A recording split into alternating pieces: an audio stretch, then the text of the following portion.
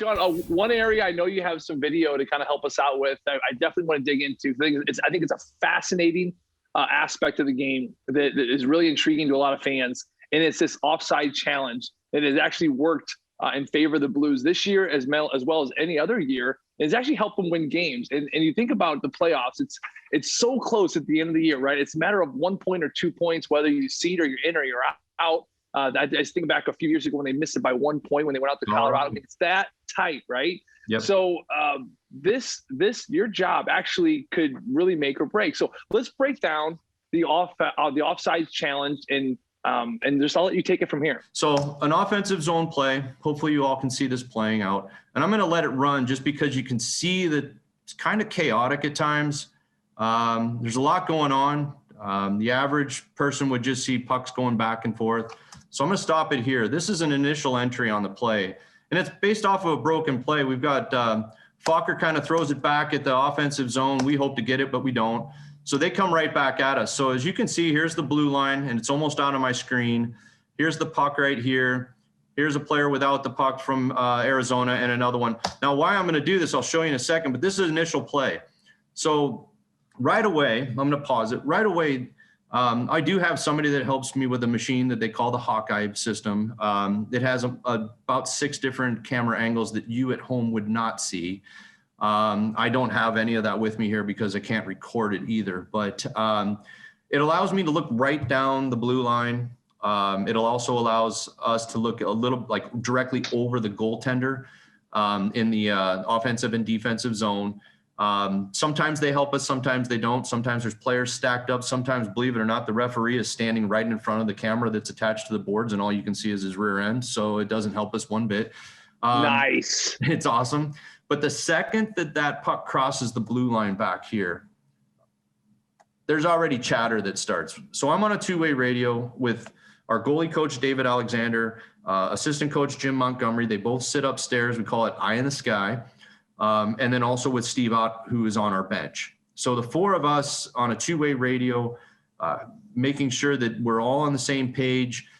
I would say 90% of all pucks that cross this blue line, I'm either radioing in saying that that's a clean entry, or, I got to check that, or they're going to say, hey, that looked close, check it. So we have, 4 sets of eyes, 5, including Steve-O, who helps me out on the road, and then Ben, who helps me out in St. Louis.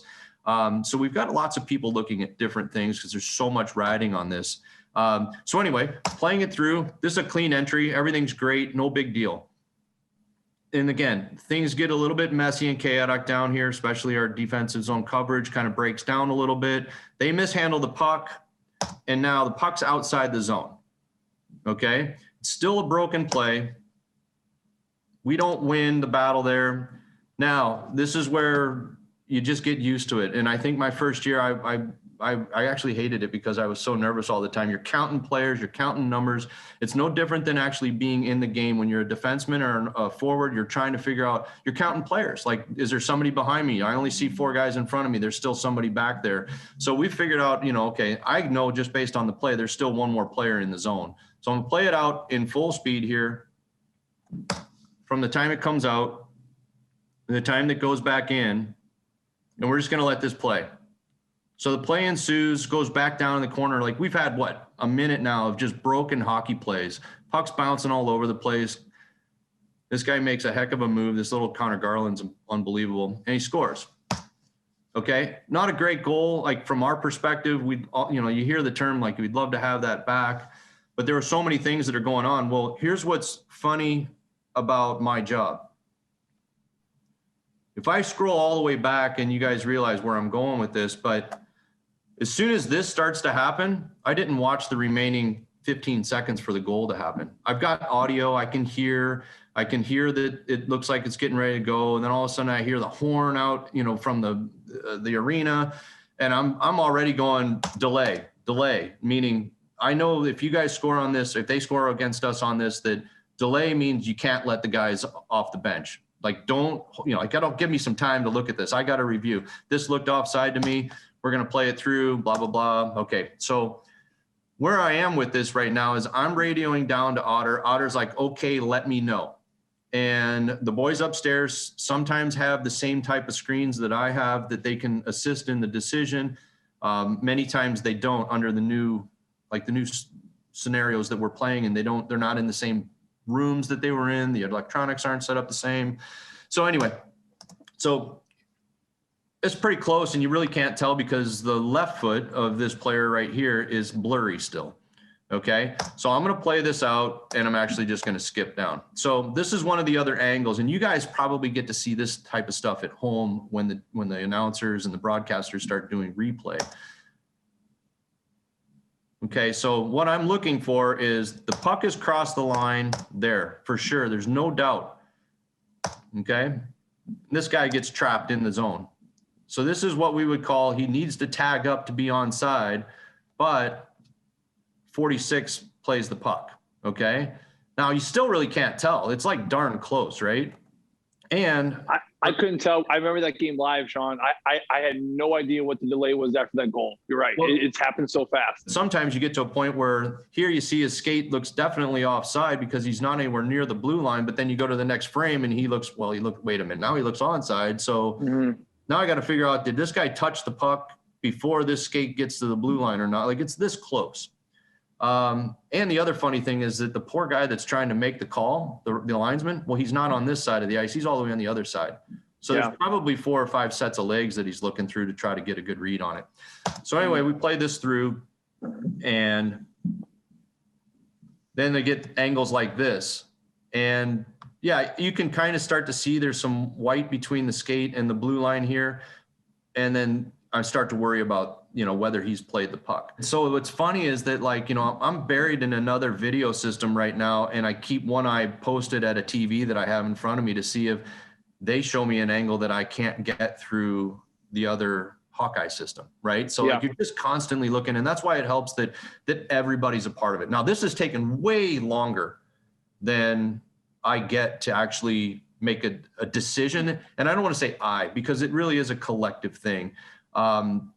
We've just gotten really good at not talking over each other, not messing, because when you have two-way radios, if 2 people are pushing the button at the same time, you've deadened the channel and nobody can hear anything. So it takes a lot of poise from everybody on the radios to not get amped up, not get excited, not get angry or impatient.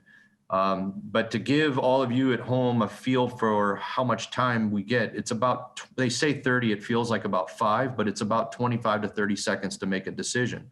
Now that's from the second that the puck goes in the net. So this one, we definitely, what we can see if I slow this down to right, okay, this is going to be one of those ones where I got a little pause that the TV guy put in here.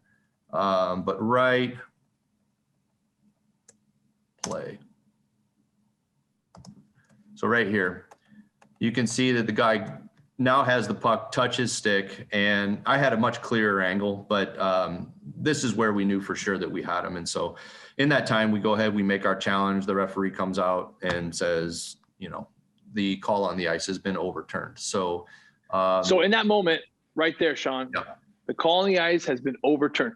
Walk me through what you do when you hear that. Like, I can imagine you like Stone Cold Steve Austin in like 2 brewskis and like going nuts. Like, are you guys just pumped up, or how you probably got to stay focused because the game keeps going, but you guys got to be excited, right? Yeah. So it depends. The funny thing is that once you say challenge, like there's no going back, right? So, the refs are going over there and they get their little iPads out and they start looking, and I'm this is me.